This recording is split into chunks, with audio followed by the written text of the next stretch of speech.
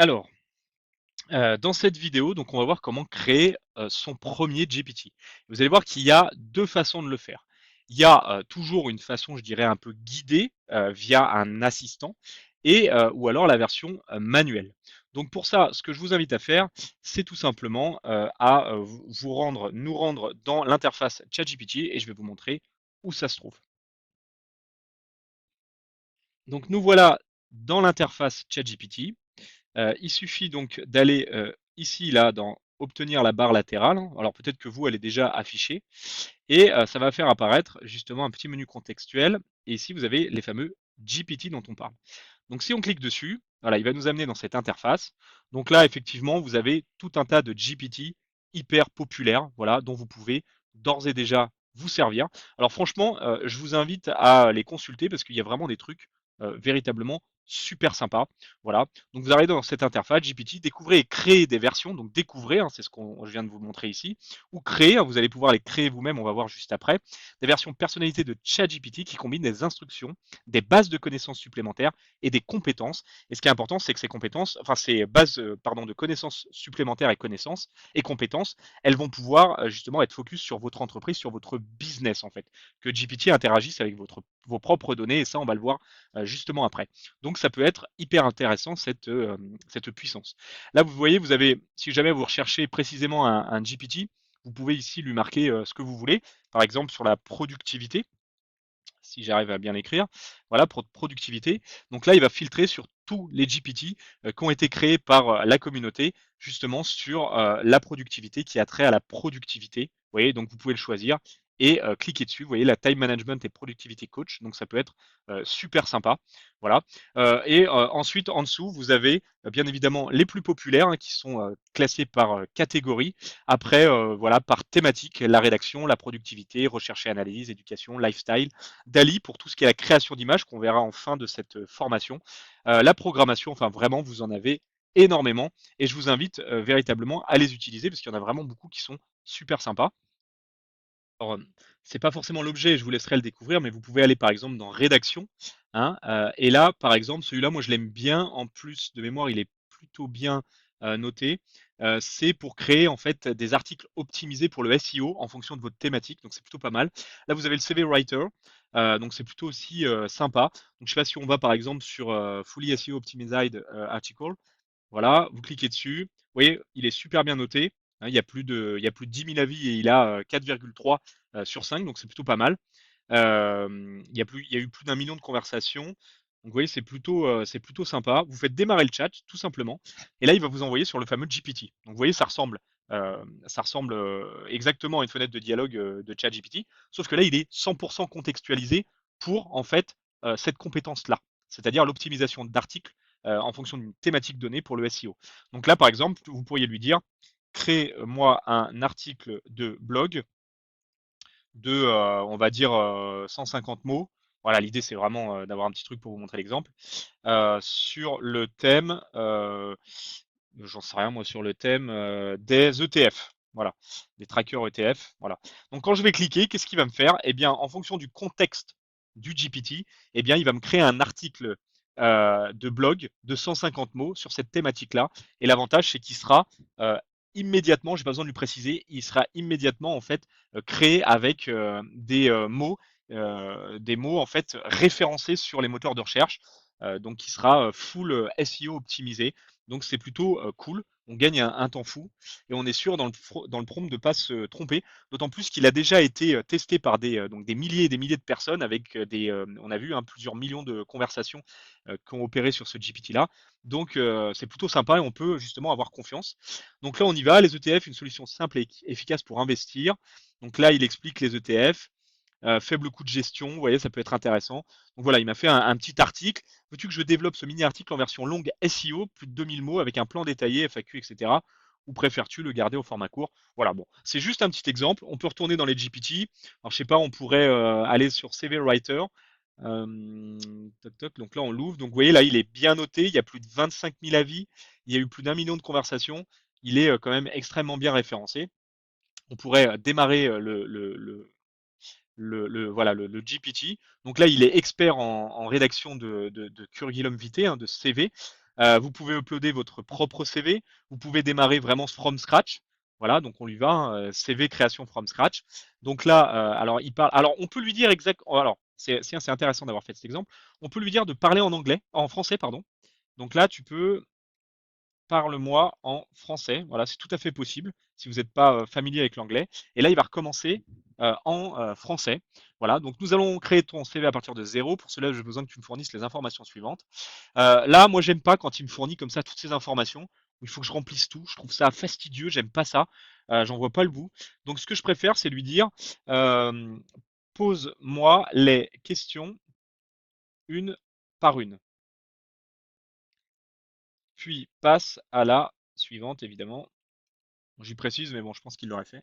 Et là, c'est parti, vous allez pouvoir créer. Voilà, quel est ton nom complet? Donc là, mon nom complet, c'est Jean-Dominique Paris. Dans quelle ville et quel pays habites-tu? Donc là, vous écrivez, j'habite là, machin, etc. Vous répondez à toutes les questions et à la fin, il va vous créer votre CV. Donc c'est plutôt, voilà, c'est plutôt sympa. Et vous voyez, il est vraiment, enfin, je pense que maintenant vous l'avez compris, le GPT, il est vraiment consacré à ça. Son expertise, c'est véritablement ça. Donc en fait, c'est une grosse boîte dans laquelle on a donné un contexte, tout un tas de data, tout un tas de données sur lesquelles il s'appuie justement pour être spécialisé dans un domaine particulier et répondre à un résultat justement précis. Alors comment est-ce qu'on crée notre propre GPT? Parce que là c'est bien, on a utilisé finalement ceux de la communauté, hein, qui sont encore une fois très bien et que je vous invite à consulter, il y en a vraiment des super. Et sinon, si vous voulez en créer un, vous allez uniquement ici, enfin tout simplement pardon ici, vous faites créer. Voilà. Et donc là, il nous demande, bah voilà, qu'est-ce que vous voulez faire? Est-ce que vous voulez en créer un? Donc là, il va vous le créer grâce à l'assistance en fait de ChatGPT. C'est ce que je vous montrais précédemment dans le slide d'introduction, où vous allez pouvoir en configurer un, c'est-à-dire complètement manuellement, en y mettant un logo, une description, etc. Bon, voilà. Alors, de toute façon, je vais vous expliquer tout ça après. Donc, on va retourner dans l'assistance, et là, on va, eh bien, tout simplement, eh bien, lui dire ce qu'on veut, le type de GPT qu'on veut, et en fait, il va être créé automatiquement par l'assistance. Donc voilà, pour les débutants, je vous conseille d'utiliser ça. C'est vraiment très simple à faire. Donc, je vous propose un petit exemple tout simple. Alors, on va lui dire, par exemple, voilà, alors, on va se mettre dans un contexte semi-pro perso. Vous avez décidé avec madame ou monsieur d'investir dans un domaine où vous voulez faire des maisons d'hôtes. Voilà. Donc c'est un petit business qui rapporte, ça rapporte bien. Vous louez votre domaine ou en tout cas les maisons qui sont sur ce domaine, des tiny houses par exemple, ou des bungalows, peu importe, des caravanes. Enfin, vous voulez louer, ça marche plutôt bien, mais vous souhaiteriez étendre votre activité à autre chose pour faire plus de bénéfices. Et là, vous avez dans l'idée de créer, bah, pourquoi pas, des escape games à thème. Et là, vous vous dites, bah oui, comme ça, eh ben, quand il y a une espèce de vacances locatives, c'est-à-dire que quand les logements ne sont pas loués, ou ça peut être par saisonnalité aussi, en hiver, vous louez peut-être moins qu'en été, ou vice-versa, peu importe, ça dépend où vous vous situez. Vous pourriez vous dire, bah, il faudrait quand même que ce soit rentable. Pour ça, vous décidez de faire des escape games à l'intérieur de votre tiny house, par exemple. Mais vous n'avez pas d'idée de comment faire. Et bien, le GPT, il s'y prête parfaitement. Pourquoi? Parce qu'on va créer cette espèce de boîte, ce GPT, qui va être spécialisé dans la création d'escape games dans une tiny house. Donc, on va lui dire, crée-moi un escape game, donc un escape game pour des enfants on va même pas dire pour des enfants, pour des personnes de 6 à 99 ans, voilà, pour dire, voilà, ça démarre à 6 ans et après, même pour les adultes, dans un contexte de tiny house sur le thème de la nature, tout simplement. Voilà, donc moi je lui dis juste ça. Voilà, c'est ça que je veux. Je voudrais créer des escape games dans un contexte de tiny house, sur la thématique de la nature, et qui pourraient être joués par des enfants enfin par des personnes, pardon, de 6 à 99 ans, dont des enfants. Comme ça m'attirerait, voilà, un public assez large, et en période creuse, eh bien, je pourrais louer justement mes tiny pour des escape games. Je lui marque juste ça.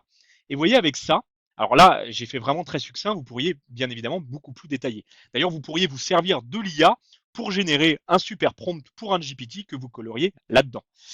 Mais on va faire vraiment très simple pour vous montrer déjà la puissance de ce qu'il est capable de faire, cet assistant de création de GPT. Voilà, avec ça, avec ce simple prompt. Donc là, c'est parti. Il est en train d'analyser ce que vous lui avez demandé. Donc en général, c'est assez rapide. Voilà. Donc là, vous voyez, il est déjà en train de le créer, mise à jour du GPT. Hop. Donc là, je te propose un nom pour ton GPT, le gardien de la tiny house. Veux-tu confirmer ce nom ou préfères-tu que je t'en propose un autre? Je vais lui dire non, je souhaite quelque chose de plus générique. Bon, c'est pour vous montrer les possibilités, mais à vrai dire, on s'en fout un peu. Vous pouvez le personnaliser, vous pouvez même lui donner d'ailleurs le nom que vous voulez. Moi, je lui ai dit que je préférais quelque chose de plus générique que le gardien de la tiny house. Je préférais que mon modèle GPT soit beaucoup plus générique, voilà, pour représenter plus facilement le fait que ce soit un créateur d'escape game. Donc là, il est en train, à mon avis, de m'en générer un autre. Très bien, dans ce cas, je propose un nom plus générique. Maître du jeu nature. Bon, c'est pas mal. Est-ce que tu peux confirmer ce nom? Super, je vais marquer super. Voilà, et il va passer à la question suivante. Donc vous voyez, déjà là, on lui a dit ce qu'on voulait, on lui a donné un nom. Maintenant, de mémoire, il va me générer un logo pour mon GPT qui va venir placer ici. Donc grâce au contexte qu'on lui a donné, hein, grâce au prompt qu'on lui a donné et le nom qu'on lui a donné, il va se baser là-dessus pour générer tout simplement bah voilà, une image de profil, donc un logo en fait à mon GPT, voilà, pour qu'il soit ensuite reconnaissable dans mes GPT à moi si jamais je me donne l'accès qu'à moi ou qu'à des amis, ou alors carrément dans le store qu'on a parcouru tout à l'heure. Bon voilà, le logo plutôt sympa, plutôt sympa. Une fois qu'il a fait ça, alors là, on pourrait croire qu'il a terminé, mais pas du tout. Il est toujours en train de. Voilà. Voici le premier visuel, une tiny house entourée d'arbres et de fleurs, dans un style dessiné à la main et chaleureuse, pas mal. Souhaites-tu que je l'ajuste ou non, c'est parfait. Voilà, je vais marquer c'est parfait. Et donc là, il va passer à la question suivante. Toc toc toc. Voilà. Donc là, il me marque parfait. Nous avons maintenant l'image et le nom en place. Passons à la suite. Quand tu imagines ce maître du jeu, veux-tu qu'il te raconte surtout une histoire immersive et détaillée ou qu'il soit plus pratique et concis dans ses explications? Alors moi, je voudrais pratique et concis. C'est ce qui m'intéresse le plus. Moi, je m'en fiche en gros de l'histoire. Voilà, je veux quelque chose qui soit actionnable tout de suite. D'ailleurs, j'aurais pu lui préciser actionnable tout de suite. Mais vous voyez, vous pouvez vraiment, c'est vraiment une assistance où vous êtes donc vous guidez pas à pas dans la construction de votre GPT, donc c'est plutôt pas mal. Mais vous pouvez quand même l'orienter en fait vers vers quoi vous voulez réellement en fait. Donc là, hop, il est en train donc de me générer quelque chose de pratique et concis. Super, j'ai adapté le style pour qu'il reste pratique et concis. Dis-moi, veux-tu que ce maître du jeu donne aussi des conseils concrets de mise en place, décor, matériel? Bah oui, pourquoi pas. Voilà. Donc je veux effectivement qu'il me qui se limite pas en fait qu'aux énigmes et qu'au scénario. Je veux aussi il m'offre des conseils voilà, sur la mise en place, décor, matériel, organisation, etc. Donc là, vous voyez, il est en train de mettre à jour le GPT. D'ailleurs, qu'on peut voir dans l'aperçu à côté. Hein. Voilà, il est en train de le créer. Hein. Donc vous voyez, il y a le logo qu'on retrouve ici, le nom, finalement le type, hein, à quoi sert mon GPT. Escape Game Nature en Tiny House, pratique et concret. Donc là, vous voyez, il est en train de mettre à jour le modèle et il m'a déjà créé en fait des questions personnalisées qui font sens en fait avec le GPT. Alors on y revient, c'est noté. Donne maintenant des conseils pratiques pour la mise en place. Veux-tu que son ton reste toujours ludique et enjoué? Oui, ludique et enjoué. Alors c'est pas forcément très utile, hein, on pourrait avoir quelque chose de neutre et direct, mais bon, c'est pour avoir une conversation sympa dans le GPT. D'autant plus que si on le met à disposition, par exemple, d'autres personnes, et ben voilà, c'est peut-être plus sympa qu'il ait un ton plutôt enjoué, plutôt ludique, plutôt qu'un ton strict et direct qui peut surprendre, faire peur, être mal interprété. Donc voilà, mais encore une fois, c'est un choix et ça doit être adapté, bien évidemment, à ce que vous souhaitez faire. Donc là, parle désormais avec un ton toujours ludique. Veux-tu essayer directement l'aperçu à droite avec une première demande ou souhaites-tu encore peaufiner certains détails? Bon, on va arrêter là. Donc là, je lui mets arrête là. Voilà, c'est bon. Donc là, ensuite, on se retrouve ici. Donc là, on va pouvoir le tester. On va pouvoir le tester. Alors je crois que si je clique ici dans l'aperçu, voilà, ça va pas marcher. Donc ce qu'il faut faire, c'est tout simplement, très bien, je m'arrête là. Voilà. Je vais cliquer maintenant s'il me plaît. Voilà. Alors je peux lui poser des questions. Je peux lui poser des questions directement dans l'aperçu. Et s'il me plaît, en fait, je vais pouvoir le créer. Donc là, il va me proposer plusieurs possibilités. Mon GPT, je le partage avec quoi? Ah, est-ce que c'est avec moi seulement? Avec tous les utilisateurs qui ont mon lien, donc ça peut être sympa. Voilà, pour quelque chose de, je sais pas, de communautaire ou quelque chose on veut rester un petit peu dans le cercle privé, ou carrément le mettre sur le GPT Store. Vous voyez? Donc là, on pourrait même choisir la catégorie, hop, et après cliquer sur enregistrer. Donc moi, là, ce qui m'intéresse, c'est moi seulement. Je vais faire enregistrer. Donc là, il va le créer et l'enregistrer et je vais pouvoir utiliser pleinement toutes les fonctionnalités. Donc c'est parti. Voilà, donc là, il me donne le lien. Alors là, je peux cliquer sur voir le GPT directement. Il va s'afficher, il va s'ouvrir. Ou alors, hop, je vais revenir en arrière. Donc là, vous voyez, il est actif. Il apparaît donc ici. Et quand je vais cliquer dessus, alors soit je vais dans GPT et ici, je vais dans Mes GPT. Donc ici, vous avez possibilité de le supprimer, voilà, le modifier ou cliquer dessus. Ou sinon, dans la barre latérale, vous l'avez ici, maître de jeu nature. Et quand on clique dessus, voilà, il me donne accès à mon interface. Alors bien évidemment, je peux toujours choisir le modèle sur lequel il se base, hein, d'intelligence artificielle sur lequel il se base. Et après, vous voyez ici, là, j'ai accès maintenant à ces boutons. Donc on retrouve bien mon logo, le nom de mon GPT, par qui il a été créé, et bien évidemment à quoi il sert. Et là, je vais lui dire invente une énigme facile pour les plus jeunes ou propose-moi une trame complète d'escape game. Ah, c'est pas mal ça. Allez, hop, je clique dessus automatiquement. Donc ça, c'est des pré-propositions. Donc voilà, des pré-prompts, des pré-propositions. Donc il va me générer tout ça, mais je pourrais également lui poser une question détaillée et il serait toujours dans ce fameux contexte qu'on lui a défini. Donc là, c'est parti. Le thème, le secret de la forêt enchantée. Le cœur de la forêt est en danger.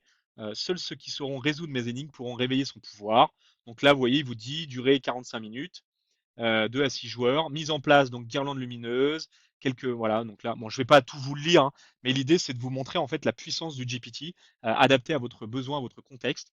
Message du gardien, une lettre posée sur la table avec un petit cadenas, ou une enveloppe cachetée, une citation incomplète où il manque des mots. Vous voyez, là, on rentre déjà dans l'ambiance du truc pour ceux qui ont fait des escape games.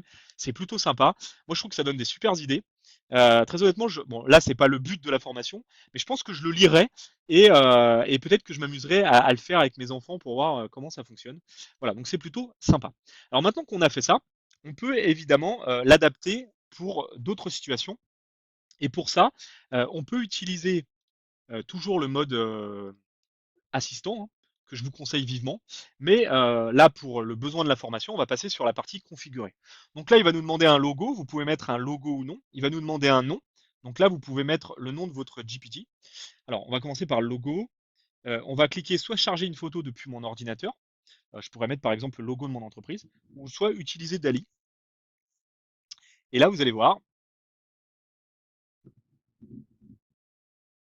ça va rien faire. Enfin, ça va rien faire.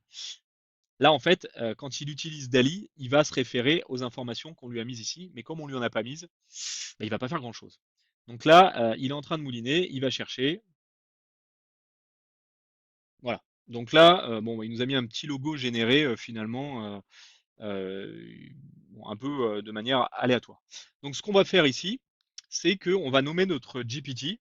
Alors vous voyez là, c'est un peu plus complexe. On voit c'est quand même d'un niveau un peu plus avancé. Donc on va lui dire par exemple euh, incident FAQ.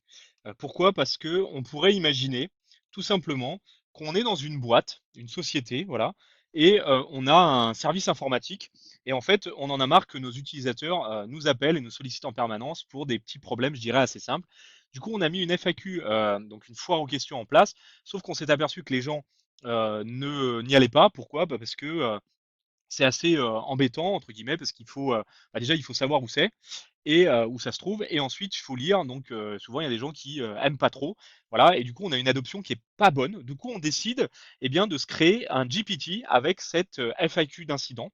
D'ailleurs incident ça prend un S puisqu'il y en a plusieurs donc on va l'appeler incident FAQ.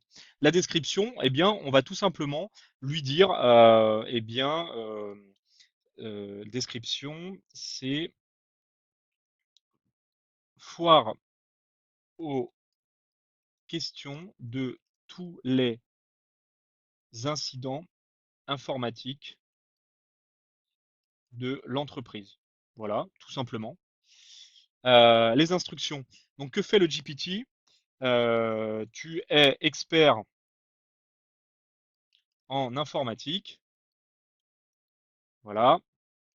Tu es capable de consulter notre FAQ interne afin de solutionner tous les problèmes de nos utilisateurs. Voilà. Pour ce faire, tu te baseras, sur notre FAQ interne. Voilà, c'est pas mal. Donc là, je lui donne une description. Amorce de conversation, dit simplement bonjour. On va lui dire, voilà, bonjour, comment puis-je vous aider avec votre outil informatique? Bon, ça fait un peu pompeux, non? Aujourd'hui. Aujourd'hui. Voilà, c'est pas mal ça. Donc ça, c'est l'amorce de conversation. Alors quand vous avez un doute sur ce qu'il faut mettre, vous voyez, il suffit de positionner le curseur immédiatement, enfin juste uniquement sur euh, le, la question là qu'on vous pose là. Et vous voyez, il vous dit exemple pour démarrer une conversation. Description courte des fonctionnalités de ce GPT. Que fait ce GPT? Vous voyez, c'est marqué dessus. Base de connaissances. Donc ça, c'est ça qui va être intéressant et c'est ce qui va je dirais venir compléter ce qu'on a dit et l'utilisation qu'on a fait avec le mode créer assistant automatique. Je me suis amusé à créer une petite FAQ. Voilà, alors toute simple, hein, regardez, je vais vous la montrer, elle est là. Problème, solution 1, solution 2. Donc typiquement, ça, c'est les problèmes que j'ai référencés dans ma boîte. Hein. Je n'arrive pas à accéder à ma messagerie Outlook. Voilà, c'est ce pourquoi je suis le plus fréquemment sollicité. Mon imprimante ne répond pas, mon ordinateur est très lent, etc., etc. Et enfin, je me suis amusé à générer des petites solutions, 1, 2, etc. Donc il faut imaginer que ça, c'est juste un fichier avec votre FAQ qu'il va falloir constituer et qui est propre à votre contexte d'entreprise. Ensuite, je l'ai téléchargé en PDF. On pourrait le télécharger dans un autre format, hein, il absorbe différents formats. Et ensuite, eh bien, on va venir charger le fichier. Donc je vais venir charger le fichier en cliquant ici. Je vais cliquer sur document et je l'ai enregistré ici, FAQ incident. Voilà, donc je vais venir l'ouvrir et en fait, je vais lui faire manger mes informations qui sont propres à mon entité, qui sont propres à mon entreprise. Voilà, donc ça c'est super intéressant. Donc modèle recommandé, voilà, bon, je mets pas de modèle recommandé, hein, on pourrait choisir un type de modèle en fonction bien évidemment du besoin. Moi, je laisse par défaut. Et après, là, ce qui est intéressant, c'est les fonctionnalités que GPT peut utiliser. Donc moi, je veux pas qu'il recherche sur le web parce que je veux que ça reste interne à mon entreprise. Je veux pas non plus qu'il utilise Canva et je veux pas qu'il génère d'images avec Dali. Voilà. Je veux vraiment en fait qu'il reste full interne avec ma base de connaissances à moi et uniquement celle-là. Voilà. Donc là, je pense qu'on est plutôt pas mal. Je pense qu'on est plutôt pas mal. Vous voyez, donc là, à droite, il a commencé à créer mon aperçu, hein, incident FAQ, foire aux questions de tous les incidents informatiques de l'entreprise. Et il a même créé ma petite question. Voilà. Vous voyez les amorces de conversation là, bonjour, comment puis-je vous aider avec votre outil informatique aujourd'hui? Donc j'aurais juste à cliquer dessus et automatiquement il viendra me générer une réponse en fonction de ce pré-prompt. Mais ça pourrait être typiquement, vous voyez, ça pourrait être un truc très fréquent. On va dire, voilà, la question la plus fréquente, c'est celle-là. Donc du coup, je pourrais très bien la mettre ici. Et vous voyez, il va me générer, je dirais, un petit onglet, une petite amorce directe. Et je pourrais venir cliquer dessus parce que mes utilisateurs, ça va leur éviter d'écrire leurs problèmes. Ils auront juste à cliquer là-dessus et immédiatement, ça viendra chercher les solutions. Donc c'est plutôt pas mal. Donc là, je pourrais l'essayer ou sinon je peux le créer. Alors, au préalable, je vérifie quand même une dernière fois. Voilà, et je voulais recréer un petit logo aussi qui va être du coup plus en fonction de mon contexte. Donc là, maintenant que j'ai rempli tout ce qu'il fallait, tous mes champs, je vais cliquer là, je vais faire utiliser Dali. Et là, il va venir me générer un logo en fonction eh bien, de mon contexte. Donc là, ça va prendre un peu de temps. Voilà. Et là, vous voyez, ouais, vous avez quelque chose de beaucoup plus contextualisé. Donc c'est comme ça qu'on utilise la génération automatique via DALL-E, qui n'est autre que l'intelligence artificielle de ChatGPT qui génère des images, mais qu'on verra plus tard dans la formation. Voilà. Donc là, on va cliquer sur créer. Donc là, moi, je vais le partager uniquement avec moi, hein. En plus, c'est interne à mon entreprise où on pourrait lui mettre tous les utilisateurs disposant d'un lien et on pourrait typiquement imaginer le télédiffuser sur les ordinateurs de mes collaborateurs pour qu'ils puissent l'utiliser. Donc là, on va cliquer sur le voir GPT, hein. Voilà, donc il est là. Donc là, j'arrive dans ma FAQ d'incident. Et là, je vais cliquer sur je n'arrive pas à accéder à ma messagerie Outlook. Voilà. Et donc là, qu'est-ce qu'il a fait? Alors, c'est allé un peu vite, mais qu'est-ce qu'il a fait? Comme il n'a pas accès à Internet et à d'autres outils, il ne peut pas aller chercher sur le web. Donc oui, il est expert en informatique, mais seulement avec les informations que je lui ai données en interne. Et c'est ça qui est hyper intéressant. C'est que lui dit, d'après la FAQ interne, voici les solutions proposées si vous n'arrivez pas à accéder à votre messagerie Outlook. Redémarrez votre ordinateur, puis essayez à nouveau. Ça, c'est la réponse basique d'informaticien si vous avez fait un peu d'informatique. Reboot, dans le doute, reboot. Si le problème persiste, ouvrez votre centre de logiciel et réinstallez l'application Outlook. Et vous voyez, c'est exactement ce qu'on retrouve ici en fait. C'est exactement ce qu'on retrouve ici.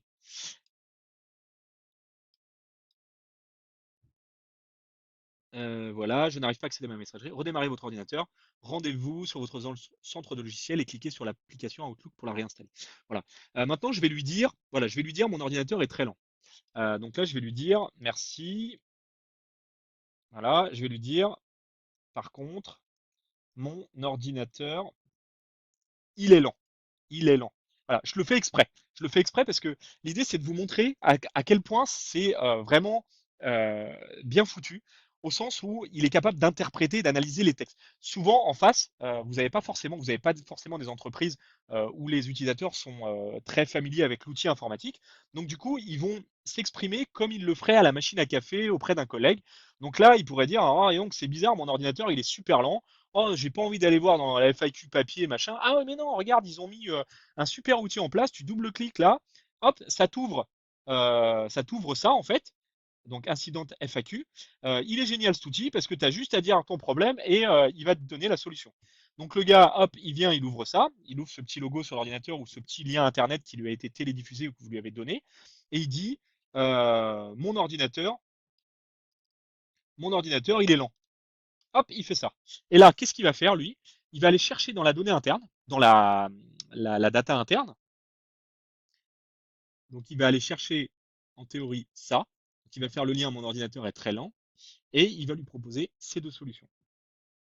Donc, d'après la FAQ interne, voici les solutions à appliquer si votre ordinateur est lent.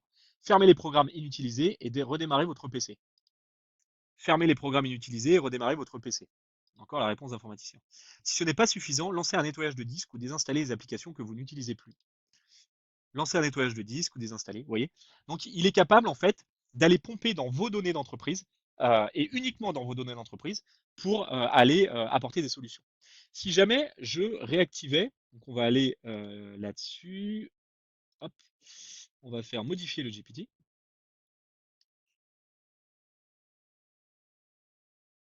Voilà. Et là, je vais lui donner accès à Internet. Vous allez voir que là, donc là, je vais faire recherche sur le web. Donc, je l'autorise à aller sur le web. Je vais cliquer sur mettre à jour.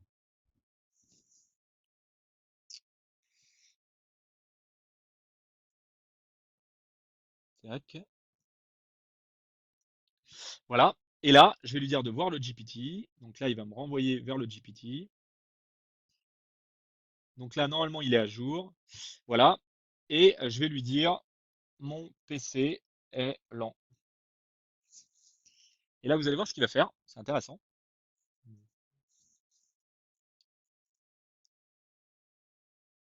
Donc, d'après la FAQ machin, si ton ordinateur est lent, tu peux essayer de faire ça et ça. Donc, ça veut dire que là, qu'est-ce qu'il a fait? Il a priorisé, en fait, les deux solutions, 1 et 2. Et là, ce qui est super, c'est que en parallèle, il me dit, enfin en plus, pardon, il me dit, est-ce que tu veux que je t'explique pas à pas comment faire le nettoyage? Bah oui, parce que votre utilisateur, il va dire, lancer le nettoyage 10, mais comment je fais, par exemple? Et ben là, typiquement, là, il vous le propose, chose qu'il ne faisait pas avant. Pourquoi il ne faisait pas avant? Parce qu'il n'avait pas accès à cette information. Il ne pouvait pas vous le proposer dans le sens où il n'avait pas le droit d'aller sur Internet pour aller vérifier l'information. Donc il restait cantonné aux données, aux data, au contexte que vous lui aviez imposé. Là, en l'occurrence, il sait qu'il peut aller chercher sur Internet. Donc là, moi, je vais lui marquer, bah oui, montre-moi. Et là, qu'est-ce qu'il va faire? Regardez ici, une recherche sur le web. Donc déjà, il va aller consulter dans sa FAQ interne, il ne va pas trouver de réponse. Voilà, et là, c'est parti. Là, donc là, il regarde sur Internet, ouvre l'application de nettoyage disque, appuie sur Windows plus S, sur la loupe, machin, tape nettoyage de disque et lance l'application. Et là, clac. Quand même, une info importante pour les puristes et pour éviter de me faire flinguer dans les commentaires. Ce que je dis, il faut le prendre avec des guillemets. C'est-à-dire, donc, tout ce que je viens de vous raconter, bien évidemment, c'est vrai, c'est applicable, à un petit détail près. C'est-à-dire que cette fameuse case-là, elle est où la fameuse case recherchée sur Internet? Attendez, il met un peu de temps à l'afficher. Voilà. Si elle n'est pas cochée, donc effectivement, il recherche uniquement dans la base de connaissances que vous lui avez fait ingurgiter, mais en réalité, il recherche également dans ses connaissances internes à lui-même, à ChatGPT interne. Donc, il est capable pour ça de pousser finalement l'analyse pour pouvoir aider vos collaborateurs. Principalement, donc, il va se baser sur la base de connaissances que vous lui avez fait ingurgiter, mais sans avoir coché cette case-là, il est capable quand même de puiser dans ses connaissances internes sur ce quoi il a été en fait entraîné de manière basique. Donc, il est possible que même sans avoir coché cette case, il soit bien évidemment capable de faire une recherche un peu plus étendue par rapport au sujet donné et indiqué dans votre base de données le fichier que vous lui avez fait ingurgiter. Voilà. En fait, le fait de cocher cette case-là, ça va lui permettre d'avoir des informations un peu plus en temps réel, je dirais. Voilà. Donc ça, c'était petite parenthèse pour les puristes, pour éviter de me faire flinguer dans les commentaires, parce que effectivement, vous pourriez être confronté à ça en vous disant, bah, tiens, c'est bizarre, dans ma FAQ, je me suis cantonné à ça, et pourtant, il est capable de me donner ça. Donc une chouille de plus. C'est normal parce qu'il fait référence aussi à ses connaissances de base, ses connaissances internes. Voilà. Et donc, sachez que privilégier justement cette fonctionnalité-là pour qu'il aille chercher des choses beaucoup plus à jour, voilà, beaucoup plus en temps réel, en live, et c'est ce que permet en fait cette fonctionnalité. Donc là, je m'aperçois que j'ai un peu spoilé ma formation. Donc on a vu donc les GPT Kesako, la présentation des GPT. On a créé notre premier GPT grâce à l'assistant, hein. Vraiment, je vous conseille de le faire. C'est hyper intuitif, hyper facile à utiliser. On a vu aussi comment le faire manuellement avec la fonctionnalité configurée. Et là, je voulais vous montrer donc dans une dernière partie comment exploiter vos données avec les GPT. Voilà, donc l'idée étant de lui fournir votre propre base de données inhérente à votre entreprise, à votre société, votre boîte, votre compagnie, sous forme de fichier PDF, Excel, peu importe, et lui faire l'exploiter. Bon, du coup, je ne vais pas revenir dessus parce que finalement, c'est exactement ce qu'on vient de faire dans l'exemple précédent. Voilà, mais sachez en tout cas qu'il peut bouffer, entre guillemets, tous les formats que vous voulez. Et je pense que je viens de vous montrer précédemment eh bien, un exemple hyper concret d'utilisation justement du GPTs, enfin des GPT avec vos propres données, votre propre base de données. Et ça peut être vraiment super intéressant et vraiment adapté à beaucoup de contextes, voilà, professionnels notamment. Donc je vous invite à les utiliser.